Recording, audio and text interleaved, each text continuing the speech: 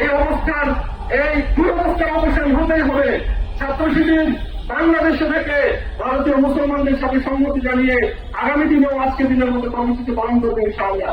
ভারতের সরকার বলছে ভারতের মুসলমানদের রক্তের সম্পর্কে দ্বারা গুটি কয়েক মুসলিম সামান্য উপকৃত হচ্ছে, সাধারণ মানুষ কোথায় এই রক্তের সম্পত্তি লাগছে না। এটা তো মুসলমানদের কনসার্ন। 3.5 কোটি মুসলমান মেইল করেছেন, যেখানে এই রক্ত সংশোধনী বিলের প্রতিবাদ করে এই বিলের নানা অংশ নিয়ে আপত্তি জানিয়ে, সেখানে আপনারা কোথাকার কোন ক্রোকোডাইল টিয়ার্স জানতে এসেছেন। মুসলমানদের কল্যাণ মুসলমানদের চেয়ে আপনারা ভালো বুঝেন। আমরা জোর দিয়ে বলতে চাই, ভারতের মুসলমানদের ব্যাপারে যদি আপনারা কোন সিদ্ধান্ত নিতে চান, অবশ্যই ভারতের মুসলমানদের কনসার্ন নিয়েই সেই সিদ্ধান্ত নিতে হবে।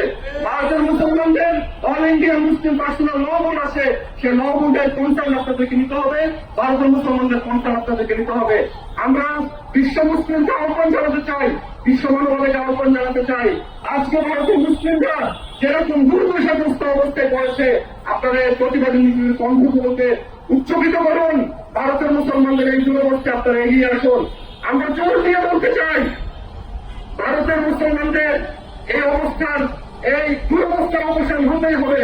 ছাত্র শিবির বাংলাদেশে থেকে ভারতীয় মুসলমানদের সাথে সম্মতি জানিয়ে আগামী দিনেও আজকের দিনের মতো কর্মসূচি পালন করবে ইনশাআল্লাহ।